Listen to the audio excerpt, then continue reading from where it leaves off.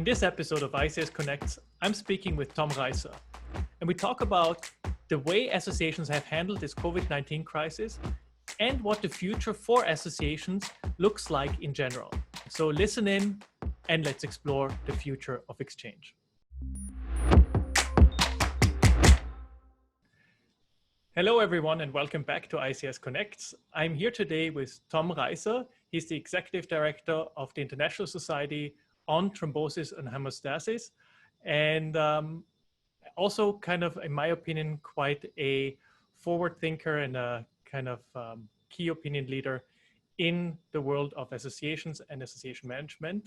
And we're going to talk a little bit about the changing world of associations in this environment of COVID-19 and after that we find ourselves in.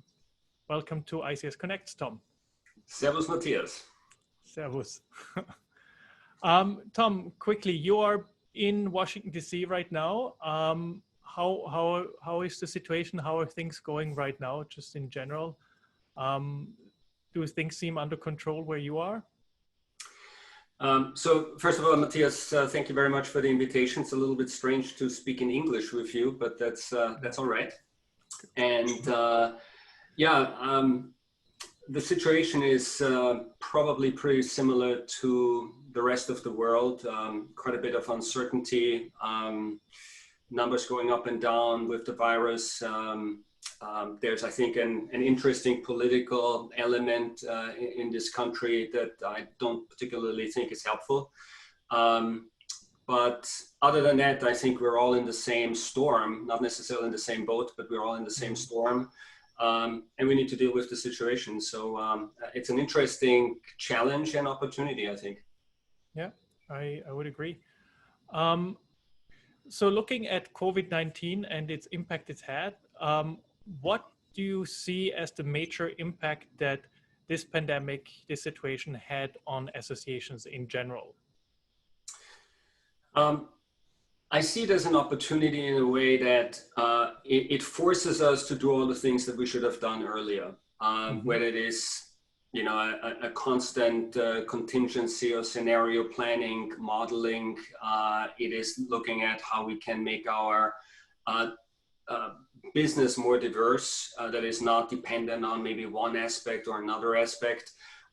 Certainly the whole business of meetings going virtual or having a virtual component is something that everybody has talked about over the years. And at best, there were some live streams and some recordings of sessions. I think very few organizations have really embraced this in a way that it has become a true complementary part of a meeting that allowed for true participation remotely. And I think it tests us in many different ways, whether it's governance models, is whether it, how your team works together under very uncertain and unpredictable situations. So I think I see it as opportunities. Obviously, the entire impact is a little bit much, if you want. So I would have preferred probably to do this under a little bit less of a pressure, if you want. And the interesting thing, I think, and look, this is not just associations, I think it's businesses as well. What I have seen in my career, well, it's the first time that I've seen it in my career, that there's almost nothing that you can hold on to and say, okay, this part is okay. We need to do something else in another part. This time it looks like almost everything is up in the air. And that's a little bit scary, if you want. So one of the things you said, we should probably have reacted to that earlier, or we should have probably done something around kind of virtual meetings and going more digital earlier. Yeah. One of the big issues, and you can correct me if you don't agree with me, but one of the big issues with associations is that they're usually quite slow in responding because of the way they're set up with board structures and kind of voting structures and kind of board meetings only happening quarterly, sometimes only annually, depending on the association. So things don't really happen that quick. And even then there's kind of very often not the willingness to risk too much.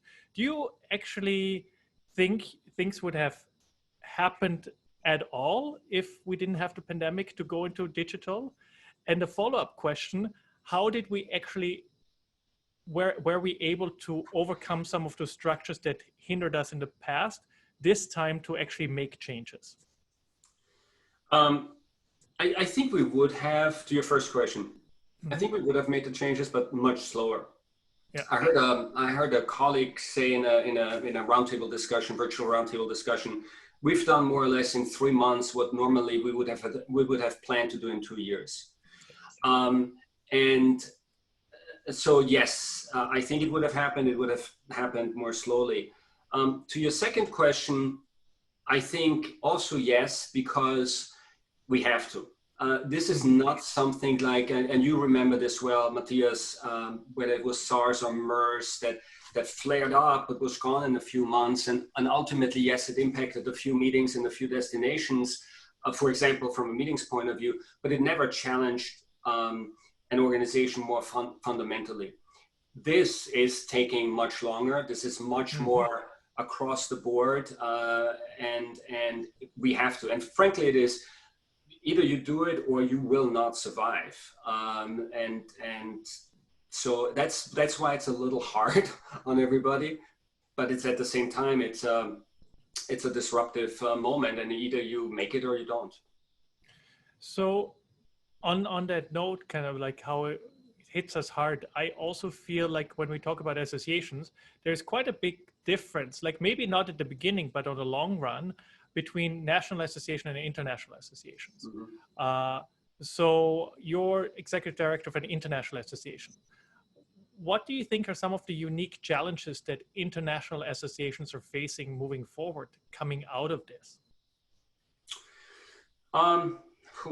That's a good question. I think there are many similarities, but one aspect I think of an association, and I don't want to focus on meetings only, but a meeting is one of those things that personalize an association, a community, the ability to get together, the ability to see each other, to connect in a more emotional, personal way. I think that's what international organizations and meetings currently are most challenged with, because the international meetings, it makes sense, will come back the latest, right? So being able to replicate that, and that was already difficult before, right? Because not everybody can travel to, the other corner of the world. But, maybe every other year you went, but it was still kind of a certain cadence and so on.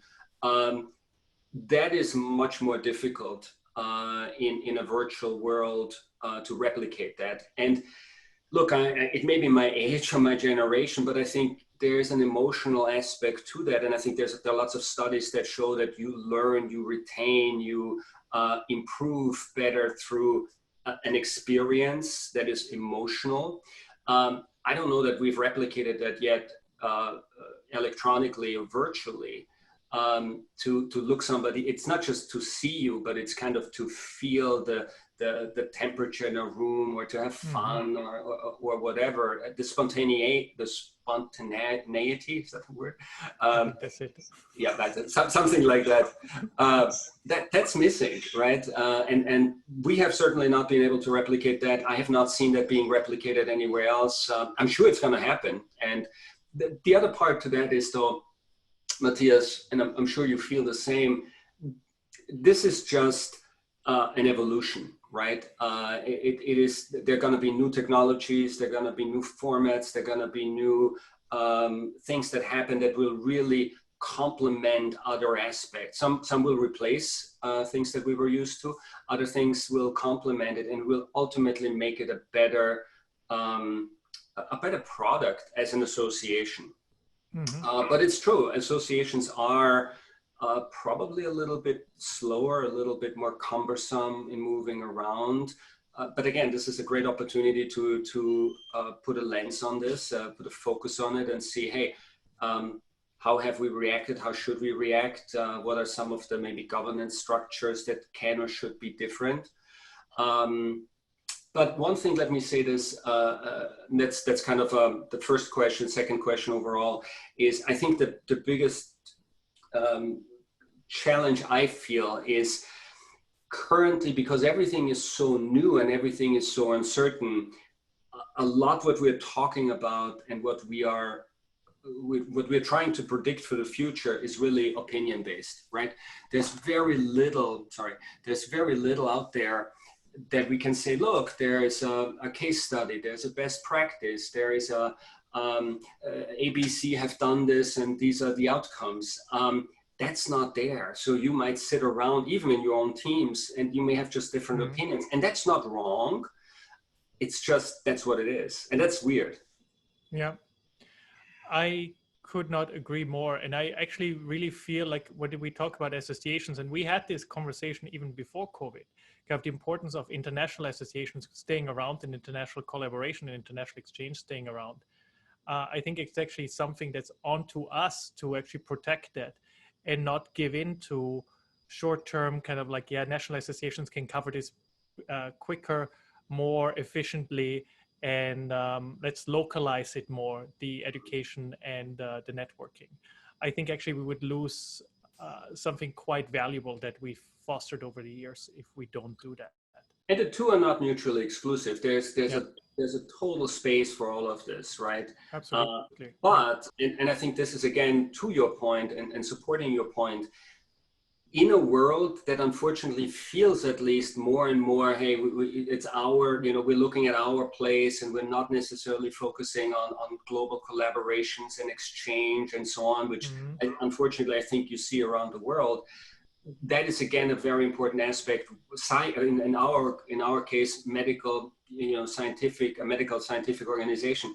You don't solve cancer in Austria or in the United States. You solve it through global collaborations, through global exchange. So that's going to remain super important. It's just logistically potentially a little bit easier in the short term to pull things together locally. But the two are not mutually exclusive. Do you see a change for an international association like yours to deliver more regional products at least in the short term, rather than running the big international conferences? My personal opinion is that, to your point before, it I think offers new opportunities for partnerships. I never believed in the fact that we as the international organization or as an American association or as a European association, you go somewhere else in the world and you set up shop and you do your things. It's the opportunity for partnerships. You are local, you're regional, we partner with you, we bring a certain dimension or dynamic or support to the table, but by all means, you are local, you know this much better than we do. But how can we help you? How can we work together? How can we get a little bit of exposure and name recognition and things like this out of that as well? But ultimately, we all want the same. We want to move a field forward, and that's, I think, particularly in times like this, much more important and effective. So your opinion is it goes more into partnership models, and you're going to get this kind of like strategic partnerships in regions rather than starting your own programs all over the world now? I would argue yes. Now you could make an argument that everybody now needs to make sure they survive and they I don't know, make money from this and from that and from the other thing. But again, I don't think that's mutually exclusive. Yeah, no, that makes a lot of sense.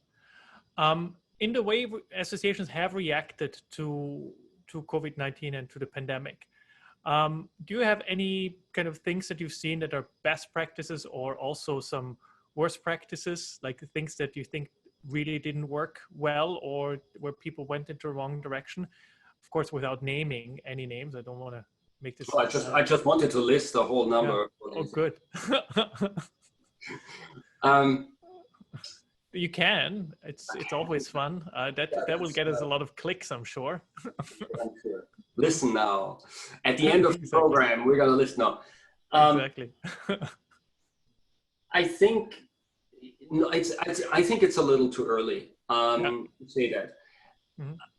I know from, and look, this is again one of those wonderful examples of how important our networks and our community partnerships and connections are, because now more than ever, I feel that the ability to exchange with colleagues is huge and hugely important.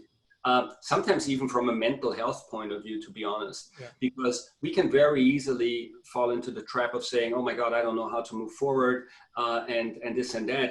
And frankly, everybody, or most, are in the same position. I think what will happen over the next 6 months is when you're going to start seeing really different paths for organizations, and these are the ones that will. I think you have to just deal with uncertainty, and to a certain degree, you will have to make assumptions, and organizations will have to make assumptions. And to be honest, I don't know if you can say it will be right or wrong. You just have to do something. I think the greatest difficulty and challenge will be to be paralyzed and neither go here or there. You need to make the most informed decision. You obviously have scenario plans, A, B, and C, and constantly look at that. But this feeling of paralyzation, of I don't know where to move, the longer that persists, I think the less likely it will be that you will be successful. And I have to be honest, particularly when it initially hit, not necessarily when it initially hit, but after maybe 2 months, I also had these moments where it's like, I have no idea. I have absolutely no idea, and it was scary, and it is still scary sometimes, because I don't want to, and none of us wants to make mistakes. But you just need to make the best, most informed decision at any given point, and then be nimble enough to change that. However, that comes back to your previous question. Associations are not necessarily known for their nimbleness, right? Correct. And I kind of feel, and you can correct me if you feel differently, but I feel those associations that have somebody like yourself, a CEO, a professional staff in place that actually kind of can steer the association forward, will have an advantage moving forward, because I do feel there's a lot of these associations around that are board run, maybe have a secretary that does a little bit, but I think there might be a bit of a lack of strategy moving forward if you don't have a president or a board that's very active taking it over. So I do feel in the next few years we'll see a bit of a consolidation of associations, and I think there will be, you will see a few associations coming out quite strong of this, and I also think there will be a few associations we won't see after this. I agree with that, and I would add that also, in addition to a professional staff or a very well-run, board, or a very, strategic board, it's also partners like yourself at ICS that can provide a lot of best practices and have a lot of experience, not just doing it in the past, but doing it now, and can share some of, hey, what worked, what didn't work. That's super important. The other point that you make, and you and I talked about this before, and I hate to say this, but how many meetings or organizations have you seen that were vanity projects by certain people that just wanted their own organization or their own meeting, and that was the raison d'être for the event or the organization, and I think now what they're called upon is to say, what's your real value? And if this was a Me Too event that just lived off the names of a few people, or it was just super niche, that I think that those organizations certainly are going to have a harder time. They should have had a harder time before, but if you are in a situation of abundance, if you want, where I can go to 5, 6, 7 meetings, and I just pick what I want, that's a different scenario than we're finding ourselves in right now. Yeah, I couldn't agree more. I think it's going to be a watershed moment for the industry. You mentioned partners that are so important. How did you find, like from your own experience, but also what you heard from other colleagues in the industry, association colleagues, how did the meetings industry actually react in this as also a partner to associations? Do you feel like can be kind of like harsh to us if you need to, but convention bureaus, convention centers, PCOs, other suppliers, do you feel like there is a real partnership sense right now, or do you feel there is something that could be improved in kind of the way we work together through this crisis? So I would see this, I would take certain tranches of this. Yeah, I don't know that you can say the meetings industry altogether. I think they're very different players that are in very different situations.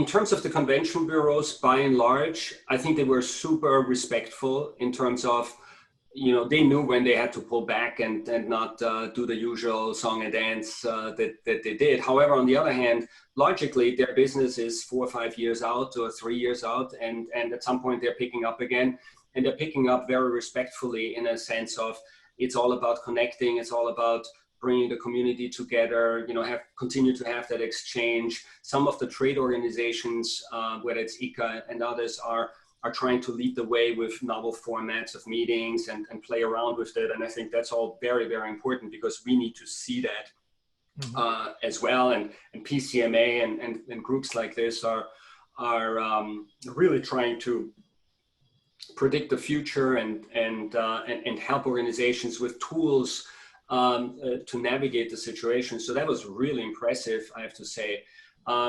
In terms of PCOs, for example, as I mentioned before, you guys are a super lifeline for many, many organizations that would never be able to do what they had to do in a short period of time with all this uncertainty and pivot, for example, to virtual meeting, or help, you know, postpone things or negotiate contracts with venues. So I think that ecosystem proved itself as tremendously important. If somebody didn't understand that before, I think now they really have gotten an appreciation for it.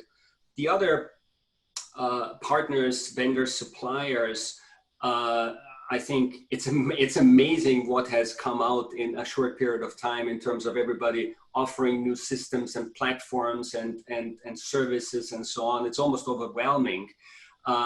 But it's good because it shows how quickly the industry can evolve and bring in new products and services, including PCOs that help organizations to rethink their offering, and if it doesn't go this way, then how can we still make it happen? So I was very impressed by that. Certainly faster than many organizations. That's good. I'm glad to hear that, actually. I would say though, funny enough, you mentioned this before with associations. You know, some associations will not survive this. I think some suppliers and PCOs and others also will not survive this. I mean, this is really an existential threat to many professions and industries. And here again, you have to be really of a size, of a maturity, of a network, I think, to really be able to handle that. Otherwise, it may get really difficult. I agree. It's really kind of like your years of working your network and hopefully diversifying your staff, your knowledge, and your product should pay off these days, or it should show, for some it shows the lack of having done that. And hopefully it's not too late for many, but it's definitely a tough one for many players. It is. We talk a lot about COVID-19, and you and I talk a lot about it, and everybody talks about it. I don't want to talk about it anymore. I know, totally. So let's shift quickly. Do you think with so much focus on this, are we missing any other trends right now? Are we kind of like so focused on this that we're missing other trends that go by us, that happened before, that happened anyway, and we're ignoring it right now, and we should not be ignoring it? So this is maybe a little bit more micro than macro. Well, let's start with a macro trend. And this unfortunately is related to COVID. Mm-hmm. It is the long-term effect that this will have also economically. And I think we will come back and all this kind of stuff, but with every week and every month that this drags out on the front end, it will have probably additional months and months and potentially years that we will feel the effect of this into the future. I think there's maybe a lull or a lack of sense of what this really will ultimately mean over many years into the future. On a micro trend, and particularly for associations, I think it's the publishing world that is changing tremendously. That has changed before with the whole open access movement and so on. I think that's going to be completely turbocharged now, because our governments are going to be looking left and right for funding where they can cut money and obviously make up losses and so on. And I think that's going to be squarely there. I think what will also be impacted are memberships, unfortunately, because here again for our organization, for example, where many members are part of hospital systems and universities and so on, there's going to be a lot of pressure on these elements going forward. And the other aspect, and I don't want to sound too negative, is I think the longer physical meetings cannot happen or will not come back to their thing, and online is going to be more the pervasive way of education and scientific exchange. I think there's actually a potential that some, whether it is nonprofit or for-profit entities, move into the space and start really becoming a competition. And the way I say, and the reason I say this is when you think about a physical meeting, there's a huge barrier of entry, particularly if you're a larger meeting, to go plan this in advance, reserve hotels and meeting centers and so on. Online, you put on a really, really good website. You get some really high, top names that start being part of a program committee, and before you know it, you can have a top-notch offering. And look, associations, that's the same thing. We are not software developers that constantly have the greatest, most fancy platform out there. Plus, changing platforms is not something that no association really likes to have. But that could be a huge threat. It's a threat for us. It may be good for the field. Then somebody comes in and really create something. It's a good. I think that one I couldn't agree more. I actually think that is one of the areas where we have to be so vigilant and really say, okay, if the associations market and association in general are not vigilant about that, it's definitely time, a good time for commercial players to come into play and into the field. Related to that, do you think kind of like this situation, or just in general, like what can this situation can help, or what can associations actually do to get the generational change going, to actually get better buy-in from a younger generation, so their future is in a sense kind of like much more stable and secure? Because kind of like I do feel with lots of associations, you see young people coming in, but not showing necessarily the same loyalty that the older generation shows to the association. So they kind of like come and test, but don't necessarily stay around as much, which might not be their fault. It might be associations that don't hook them in, right? Yeah, so I think that's a very good point about that. That's almost independent, I think, of COVID, and many organizations have started that. Some have succeeded, some are struggling through this. I want to add, though, one thing as a huge opportunity of this entire crisis that is both generationally, but also, diversity, wider reach. Obviously, with a much stronger virtual offering, you can also tremendously increase your reach as an organization and as a and hopefully attract people to it who said, oh, wow, I never knew that this was the level of science and education that this organization has actually offered.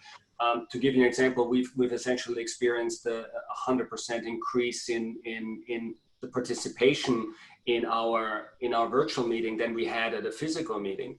So if we've done our job right, hopefully these individuals will now better understand who we are and what we do, and why it's of value for them to be part of a group like ISTH.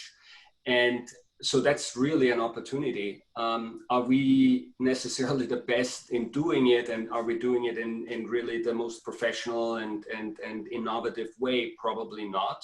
And I speak more for, I speak for us particularly, but also for the industry. So that's a huge opportunity. And that's also the opportunity to bring in a younger generation who potentially could not travel to a Congress or would never be invited to go. And but now they can actually participate in it.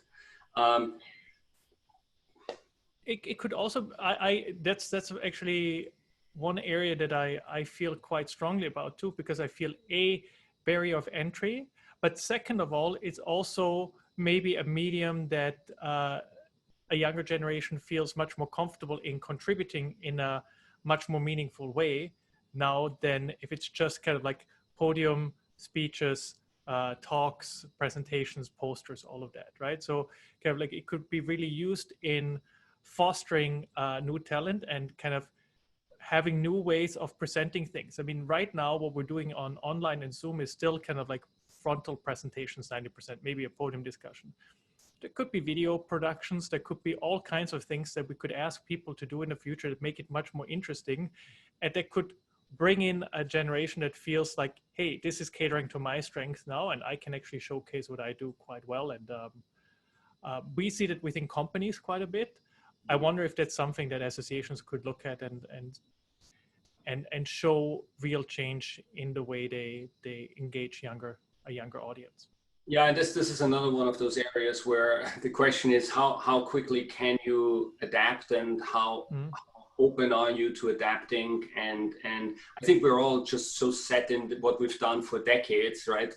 And certainly formats have started to change and so on, so that there's much more awareness already about that in there. But this would be another pretty strong, and big leap into a new, completely new formats, necessary in my opinion.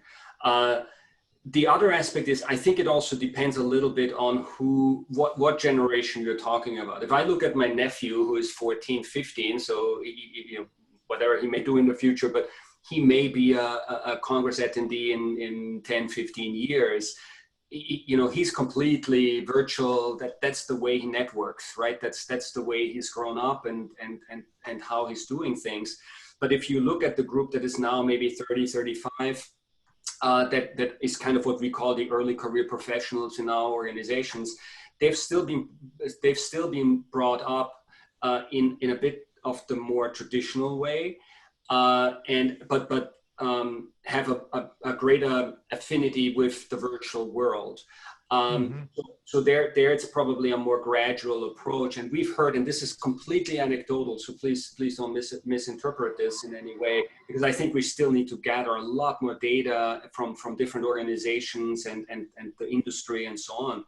But anecdotally, we've heard from our early career professionals, one of the biggest things that they appreciate about being at these meetings is the opportunity to walk up to, one of the big professors in the field and have a discussion with them and introduce themselves and so have this more informal networking opportunities. And this, I think, is where a little bit, this is natural and this is organic, versus virtually, this needs to be probably a little bit more curated at this point, both from the technology that is there, but second of all, there's also another generation that is not so comfortable with just hanging out in a Google Hangout or whatever it is. I mean, talk about myself, I'm not so informed about this either. Same here.